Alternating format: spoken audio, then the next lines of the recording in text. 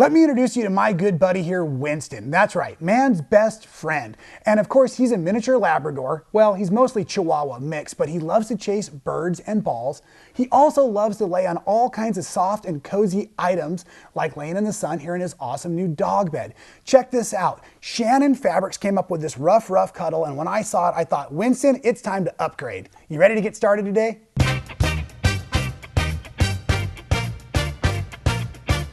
I'm showing you how to make this dog bed, and we're going to do it in basically two major parts, right? We're going to do a base, both sides, and then we're also going to make this awesome wall, and I'm going to show you how to use a companion fabric also. This is all of the Cuddle fabric from Shannon, and if you haven't worked with this stuff before, it is incredibly soft and snuggly. One or two little parts and cautions to give you. When you are cutting it, it may shift a little bit. That's okay, because when you sew it, it also shifts a little bit, which makes it very easy to construct. My biggest thing is when I am cutting this stuff down, it makes a bunch of fuzz and lint because of the nap in the fabric. So I keep a shop vac very handy, and after I cut, I vacuum before I move anything. Helps me keep my studio much more tidy, right? Now, for you, 27 inches, also known as 3/4 of a yard, will do all of the dog bed for basically our little 10-pound buddies, right? Also, I've used a 1/4 yard of the complementary fabric. If you wanted to do it all out of one piece, of course, just get yourself a yard, you'll have plenty. And as often we do here at Man Sewing, down in the description below, that's right, we've got a printable for you today, and the printable is going to show you how I've cut out our pieces to maximize our 60-inch goods. The Shannon Cuddle is 60 inches wide. And also to teach you how to figure your perimeter in case you're making a bed that is bigger than what I'm making. That way you know the philosophy and how I am doing this, right? So with that said, I'm going to set my coordinating fabric aside and walk you through the pieces that are out on the table. You can tell I'm very excited about this project today. The first cut I made, because this was 60 inches wide this way, is I went ahead and cut off 7 inches by 60 inches, and that's going to be one of the major parts that forms the wall of the bed, right? And I'm going to need that in a minute, so I'm just going to set it aside for a second. With the remaining 20 inches by 60 inches, you're going to be able to get the top of the bed and the bottom of the bed. Those are cut for me at 15 by 20. Then I'm also going to need a little bit of this 20-inch by 7-inch piece. This is going to extend the wall long enough to go all the way around the perimeter. Give me a couple of extra inches for those corners, and then the way I'm going to show you how to overlap it here in just a second. And then you're also going to have a bit of extra fabric in case you want to make your walls a little bit bigger, to make the bed a little bit bigger, or to increase the size of your rectangles. And that's way more information than you need. Let's show you how to get this all stitched together. First step for the stitching together today is to create the walls first. And as I said earlier, I used two different fabrics because I love the way that that zigzag or that chevron also work together with the rough cuddle. So these two pieces you'll also have made out of your coordinate. Again, the 60 by 7 inches and a 20 by 7 inch. Now, when you're joining the cuddle, it has a bit of nap. So what I do is I just pet the fabric to make sure that all of the fiber or all of the nap is heading in the same direction. So I'm just going to go ahead and fold this over. Most of this is going to be about a 3/8 inch seam allowance or 1/4 inch seam allowance. I'll tell you what, this is very good and strong fiber, so you can sew pretty close to the edges, and you're going to want to do that when you're joining in those seams into the bottom here in just a second. So I'm going to join my short and long pieces for the wall. Oh, my new sewing machine has got a built-in caffeinated mode, which I absolutely love as well. And here comes the joining of the coordinating fabrics as well. You can see I seam them together just like I did these pieces. And just a quick reminder, these are for the wall, so these are the same pieces, a 7 by 60 and a 20 by 7. And what these are going to do is they're going to lay together like this, right sides together. And I'm just going to sew down both sides. I am not going to sew the openings closed yet. Let me show you how that works out. I've got one already made up for us. Okay. So you can see here, the tube has been joined. You can see the seams on both sides, right? And then all you have to do, you don't even need the cool tube turning trick from Man Sewing. This stuff is so easy and soft and cozy to put your hand inside. Just go ahead and grab it and start turning this. We're going to need our wall set to the right sides out for the rest of our construction. And I'm going to teach you how to put this onto the base real quick, but I need to get it all ready here. Little shake out. I bet all of you have some fantastic pets at home. I find that most quilting and sewing and crafters have a big affection, especially for cats. And I don't know if it's that cats adopt us or we adopt the cats, but it seems like especially quilters all love cats. I've got cats, dogs, and reptiles, as some of you have seen. Okay, back to the tutorial at hand. We have our wall turned right sides out. Now we're going to simply join this to one of those 15 by 20 rectangles, okay? We're going to kind of treat this like we're building a pillowcase, meaning that I'm going to set it, and I want actually to have my coordinating piece on the outside, so I'm going to stitch it with my coordinating piece facing up like this, okay? I'm going to start about 4 inches in from the beginning of my wall. I'm going to stitch all the way around with the right sides together, and you can trim your corners if you feel it's necessary, but we're going to secure those down. And when I come all the way back around like this with that sewing machine, I want you to check this out real quick too. While you're preparing this, you do have a nice thick seam that we've created when we joined the wall pieces. Let's try not to get that set up in the corner, right? So if I need to cheat this back just a little ways from the corner here, then I'm just going to come down here and start in a little different location. I don't want to try to corner around that thick seam, so I can just adjust this. When you're stitching with the Shannon using a few pins, or I should call it the Cuddle fabric, there's lots of cool Cuddle fabrics out there. You want to go ahead and possibly pin as you go along, okay? And let me show you the way this turns out before I fumble this around and make you all seasick as you're watching, right? Because I really want to show you how to join the ends. The reason we're going to join the ends kind of differently is we need to be able to stuff the walls and the bed individually, just like you're blowing up a raft, right? So you blow up the pillow and you blow up the parts of the body of your raft. So here, you can see I have stitched around almost all the way, but I've given myself some working space, right? Then what I want to show you, let's flip it over like this, is that I still have a little bit of extra overlap in my actual wall. What we're going to do now is we're going to figure out how much we need. So I'm going to pull this nice and taut, and I'm going to bring this over. And remember, we're using roughly a 3/8, maybe a 1/4 inch seam allowance. So I've got a little more fabric than I need here. So I'm just going to grab myself a nice pair of scissors, or you could use your rotary cutter. I'm going to trim off about a 1/4 inch.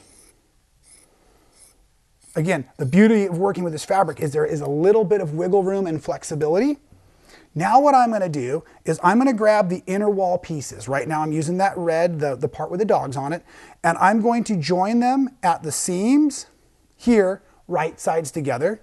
We're going over to the sewing machine, and I'm actually going to stitch about 80% of this tube closed. So I'm actually starting past the red onto the zigzag, and we're going to take this nice and slow. And the reason I'm only going about 80% around my tube here is because I want to make sure that I have a place to stuff it. Ready? Here we go. And now, as I'm sewing this all together, I'm using my hand on the underside to make sure that I'm only stitching the 2 layers together that I want. It's a little bit of tight sewing in here. Just take it nice and slow. Coming around. And I'll show you the opening here in just a second. Let me get it finished off for us.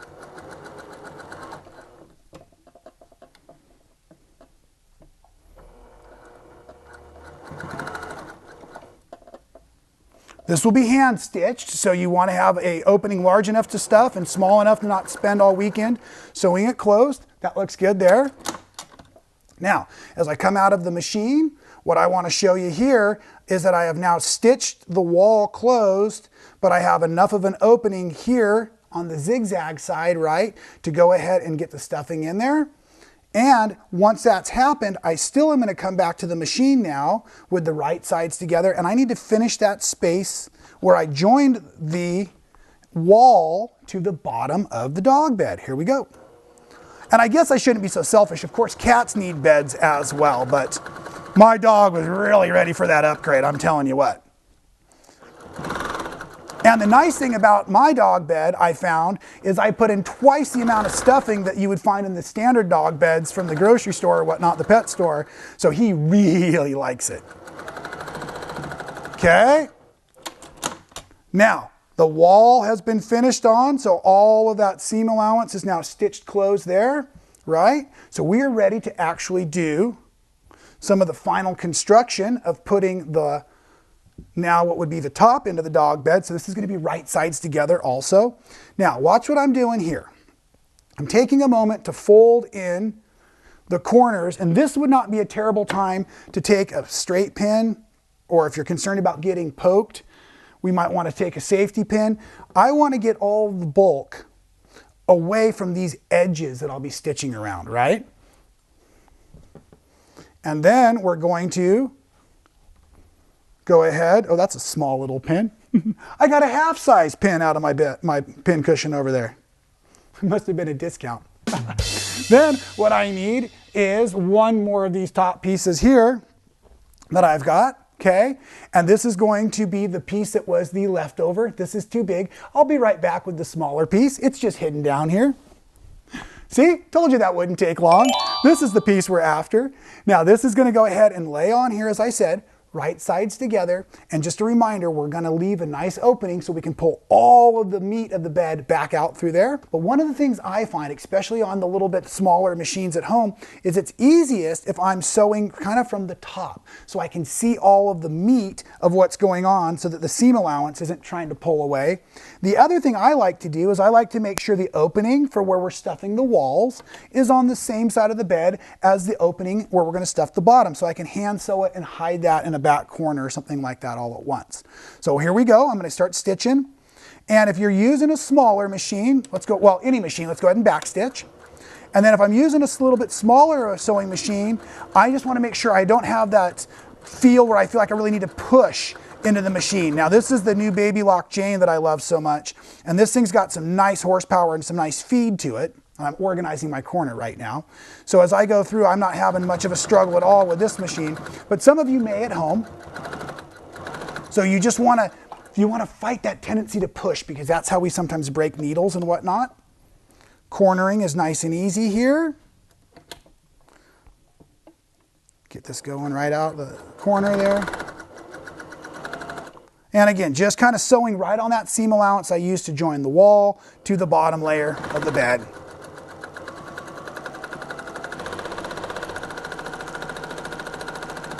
Once you get the feel for sewing on the Cuddle, it works really great. I'll tell you though, the first time I was doing it, I was actually doing a glued project as well. So I was cutting this stuff and gluing at the same time. Talk about being tarred and feathered. The fiber that comes off from the wonderful texture that's created by this Cuddle sure sticks to the glue. My scissors were coated, everything. It was hilarious.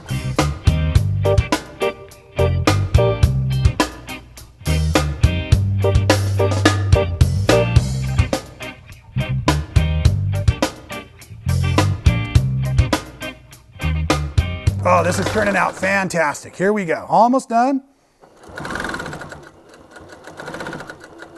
And I'm going to stop with a few inches to spare. Of course, backstitch again, right? We want to lock that in because we're going to be putting a little bit of force on stuff. Now I've got the opening in the bed right here, just barely enough that I can get my hand inside. So I'm going to start, and what am I trying to say? Be careful, you've got those pins in there. So when you start to pop that through, and this is why we've backstitched those corners, so I can get a little forceful with this. And once I get a hold of it, I can start pulling. And as I said, be careful, we've got those pins in there now. Kind of pushing and pulling. And then you probably want to go out and get like a dump truck full of polyfill stuffing, because that's our next step. We're going to stuff this bad boy. And I think I used 2 of the 24-ounce bags. And I stuffed my walls first, and then I stuffed the base. Once the base and the walls were stuffed, I went ahead and stitched everything closed by hand. But let me show you how this is all finished up now.